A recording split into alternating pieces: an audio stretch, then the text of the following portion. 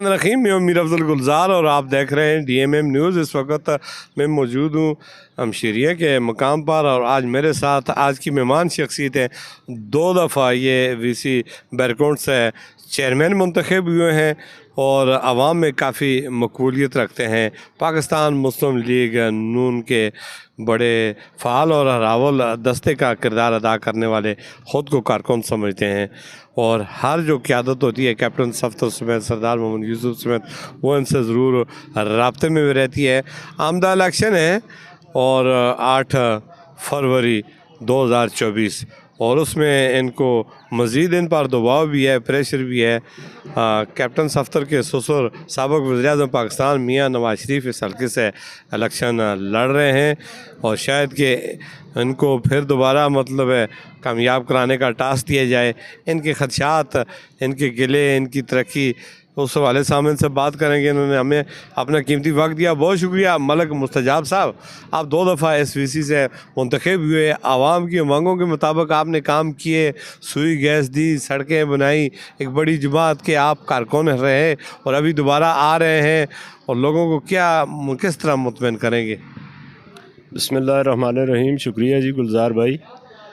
असल में लोगों को मुतमईन करने के लिए तो पहले का जो वर्क हुआ है वो इंशाल्लाह काफ़ी है, लेकिन आज से 2008 में पहले यहाँ हमशेरिया जो VC में यूनियन कौंसिल में कैप्टन सफ्तर साहब ने गैस के एक प्रोग्राम के हवाले से यहाँ पे एक जलसा किया और उसमें हमशेरिया को गैस देने का वादा किया, जो आज तक हम लोग देख रहे हैं। अभी तक सर्दियों के मौसम में लोग लकड़ियाँ जलाकर गुजारा करते हैं, तो दाएं बाएं सब पूरे ज़िले में गैस चली गई है। हमशेरिया यूनियन कौंसिल यूँ की यूँ ही पड़ी है, तो इस हवाले से थोड़े हम मुश्किल में हैं।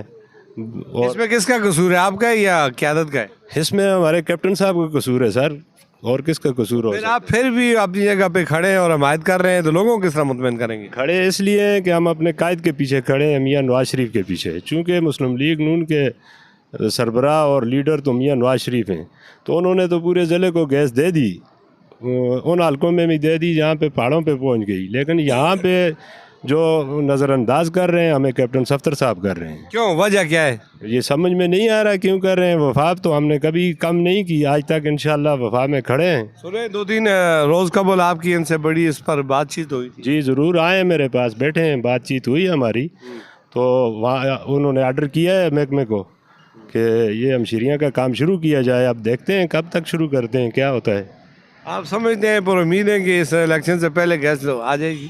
उनके वादे के मुताबिक तो आनी चाहिए, जिस तरह उन्होंने वादा किया है। और वादा 2008 में भी किया था सर, लेकिन उस दिन जो इन्होंने महकमे वालों को फ़ोन किया है उसमें मुझे लग रहा है कि शायद ये हो जाए, लेकिन कुछ कह नहीं सकता। कितने किलोमीटर दूर है गैस? हमारी तो सिर्फ डिस्ट्रीब्यूशन लाइनों का काम है सर, मेन लाइन पड़ी हुई है। मेन लाइन पड़ी हुई है और ये तो बहुत कमज़ोर काम है उन्होंने छोड़ा हुआ। बहुत कमज़ोर है, इसमें कोई इतना ख़ास काम नहीं। हाँ, एक यूनियन कौंसिल आ गया हमारी हाकी बैरकोट, वो भी उस अरसा से महरूम है आज तक, उसमें तो मेन लाइन भी नहीं गई। तो अभी उसका भी मैं कह रहा हूँ कि मेन लाइन उसमें भी बिछाई जाए और हमारी जो यूनियन कौंसिल है इसमें वो डिस्ट्रीब्यूशन लाइनें डाली जाएँ। अच्छा, एक तो ये प्रेशर ग्रुप जो ज़फ़र महमूद साहब आपके मुस्लिम लीग नून के ज़िली सदर हैं, वो भी उम्मीदवार हैं, टिकट नईम सखी के पास है, आप किसको पसंद करेंगे? मैं तो ज़फ़र महमूद को पसंद करता हूँ सर, उसके साथ हूँ। नईम सखी तो 4 साल पीछे भी हमारे गुजार के चला गया, MPA रहा है। उसने तो हल्के में सवाए दुआ जनाजे के और कुछ भी नहीं किया। तो क़यादत से हमने अपील की थी, हमने कहा था कैप्टन सफ्तर साहब को भी कि इसको टिकट ना दें। ये ज़फ़र महमूद साहब हैं, ये काबिल आदमी है, पढ़े लिखे हैं, समझते हैं, सियासत को समझते हैं। दूसरी बात यह है कि वर्कर की हैसियत से उन्होंने काम किया है आज तक, और अपने आप को कभी उन्होंने कोई सदर या इस तरह का नहीं समझा। उन्होंने हमेशा अपने आप को वर्कर की हैसियत से समझा है और वो लोगों के मसाइल से वाकिफ़ हैं, वो ख़ासकर हमारी पखल के।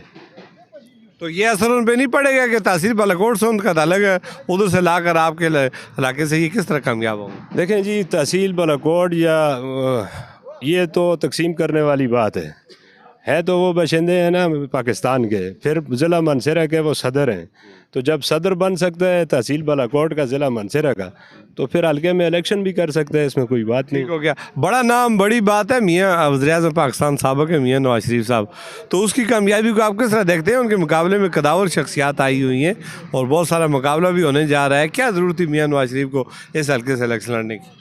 اصل میں اس حلقے سے میاں صاحب کی ضرورت نہیں ہے، ہماری ضرورت ہے، میاں صاحب کی ضرورت نہیں تھی، چونکہ ہمارا پسماندگی علاقہ ہے، اس میں پسماندگی بہت زیادہ ہے، تو میاں صاحب کے یہاں سے الیکشن کرنے سے ہمارے جو حلقہ ہے اس کی محرومیاں دور ہوں گی انشاءاللہ۔ ڈسٹرکٹ ایبٹ سے بھی لڑے تھے تو کتنی محرومیاں دور کی تھی انہوں نے؟ دیکھیں جی، ڈسٹرکٹ ایبٹ کا تو میں نہیں کہہ سکتا، وہاں پہ بھی تو مسلم لیگ نے بہت کام کیے ہیں، ایسے نہیں ہے، کام تو بہت ہوئے ہیں۔